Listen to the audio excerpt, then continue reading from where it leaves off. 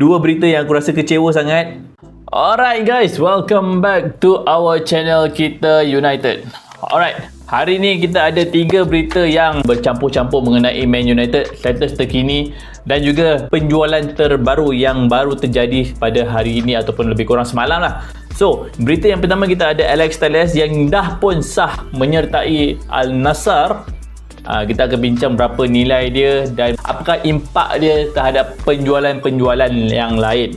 Okay, yang kedua kita ada berita terbaru mengenai Glazer.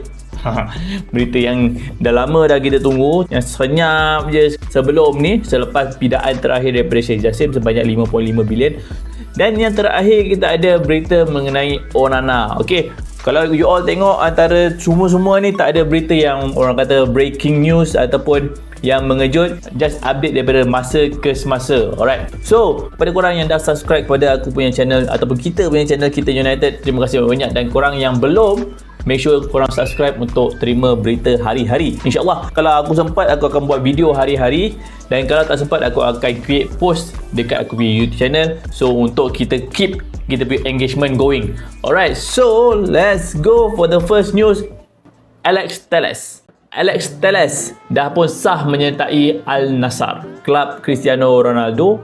Dia baru saja menyertai Al Nassr dengan pembelian sebanyak 4 juta pound sahaja. Aku tak tahu nak react macam mana lah diorang ni boleh menjual dengan nilai 4 juta sahaja.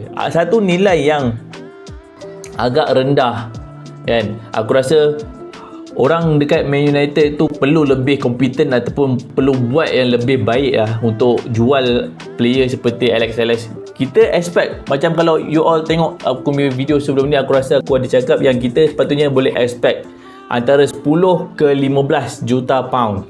Okay, tapi yang sebaliknya yang terjadi dengan Alex Telles, 4 juta pound sahaja berjaya diambil daripada Al Nassr ataupun berjaya diperoleh daripada Al Nassr.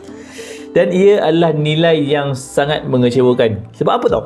Okay, kita dah ada ramai player yang nak dijual. Okay, dan kita perlukan duit untuk membeli pemain-pemain baru. Kita nak invest dekat Højlund, kita nak invest dekat Amrabat. Tapi dua je player yang kita dah jual setakat ni, Zidane Iqbal dan juga Alex Telles, dan kedua-duanya bernilai lebih kurang 5 juta pound saja. Kita nak kena jual Maguire, kita nak kena jual Fred, kita nak kena jual McTominay, kita nak kena jual Henderson. Okay, kita nak jual Elanga. Dulu Elanga ada berita Everton nak ambil dia sebanyak 20 juta pound lebih kurang macam tu. Tapi sekarang dah senyap dah tak ada apa-apa. Maguire, West Ham kata nak ambil, lepas tu senyap. Henderson, Nottingham Forest kata nak ambil, tapi sekarang pun senyap juga. What is going on guys? Alright, benda ni adalah satu benda yang amat mengecewakan sebab kita sangat tak kompeten dalam bab menjual player. Dalam membeli player, aku rasa untuk setakat ni okey lah, not bad lah. Tapi player-player yang nak kena keluar ni, apa cerita?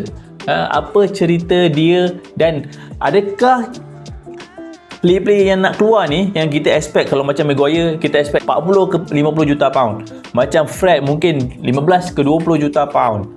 Henderson lebih kurang 20 ke 30. Elanga lebih kurang 20. So daripada beberapa banyak player ni, kita boleh expect, kita boleh recoup lebih kurang 100 juta pound.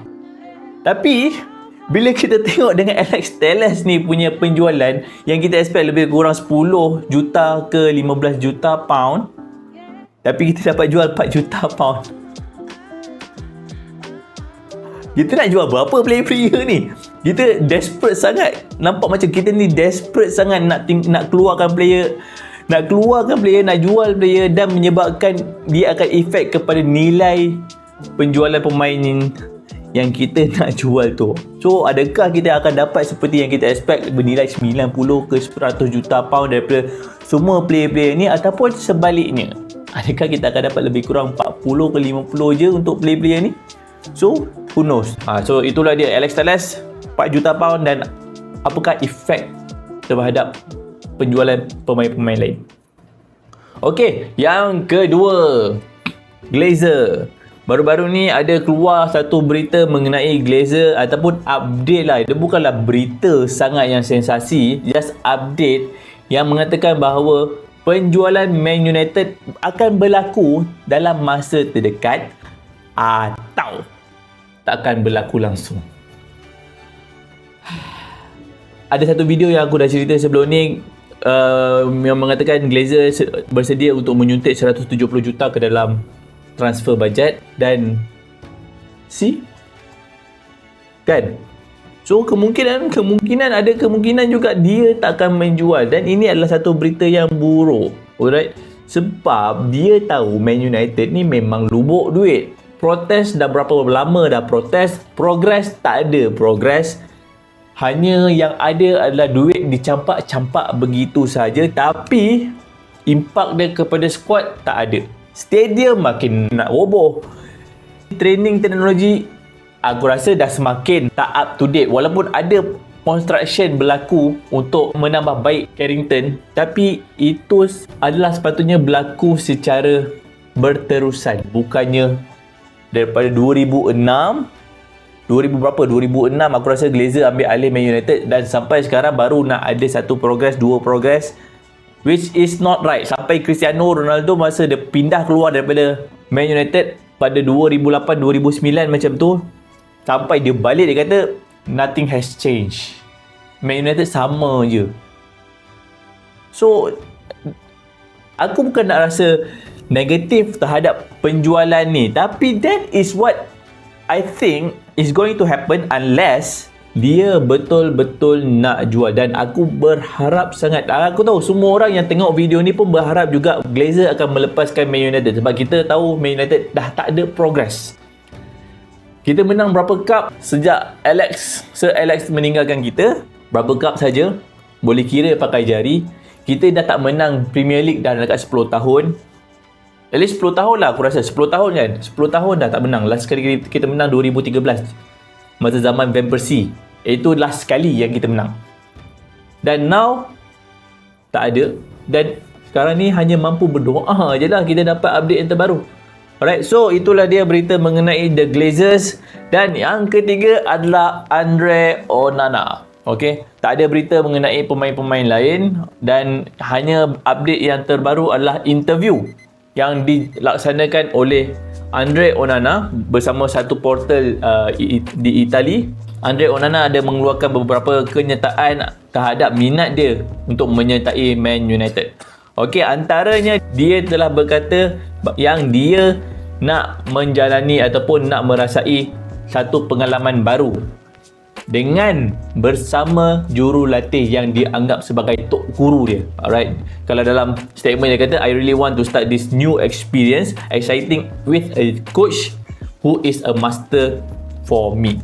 Erik ten Hag ni adalah satu tok guru dia yang kita tahu memang dia dapat menjadi satu goalkeeper yang kita kenal sekarang adalah disebabkan oleh Erik ten Hag sejak dia berada di Ajax. So, ini adalah satu kind words yang dikeluarkan yang kita boleh dapat satu positivity mengenai Andre Onana. Dan yang kemudian adalah dia seorang individu yang sentiasa mahukan cabaran baru. Okay. Kita tahu Andre Onana sejak dia berpindah daripada Ajax ke Inter dalam satu season je. Satu season saja. Dekat Inter terus bawa Inter pergi ke final Champions League, dan itu adalah challenge yang cukup besar, dan dia merupakan aku rasa di antara player terbaik semasa Champions League musim lepas. So dia juga kata yang bermain dekat dalam Premier League dan untuk kelab seperti Man United adalah tidak dapat dilepaskan, tak boleh dilepaskan. So ini menunjukkan dia yang memang tak sabar-sabar, memang dah tak boleh sabar dah, dah tak tahan dah ni. Okay, nak main untuk Man United. Dan ini adalah satu berita yang baik, dan aku rasa kita pun should welcome him with open arms, dan aku rasa kita pun semua excited dengan apa yang bakal dibawa oleh Andre Onana. Satu lagi kenyataan yang dia katakan bahawa secara peribadi dia berharap dia nak menang Champions League bersama United. Ini adalah satu cabaran yang cukup besar, tapi aku rasa tidak mustahil. Sebab apa? Dalam skuad sekarang, termasuk dengan Andre Onana, kita dah ada beberapa pemain onggak yang memang pernah merasai nikmat bermain di dalam final Champions League dan juga memenangi Champions League itu sendiri. Okey, antara player yang dah pernah main dalam Champions League adalah kita tengok Andre Onana, kita ada duo kita Rafael Varane dan juga Casemiro yang merupakan 5 times winner untuk Real Madrid, dan pengalaman mereka adalah sangat berharga. Dan kita punya new midfielder iaitu Mason Mount yang sendiri memang dah ada pengalaman memenangi Champions League bersama Chelsea. Dan ini adalah 5 pemain yang aku rasa adalah key players yang akan memberi satu positivity kepada squad. So itu sahaja untuk hari ini. Thank you for watching. Sekiranya korang ada apa-apa pendapat, korang boleh komen dekat bawah. Dan sekiranya korang rasa video ini dapat memberikan korang info-info terbaru, pastikan korang tekan butang like, share dan subscribe. I'll see you in the next video. Bye-bye.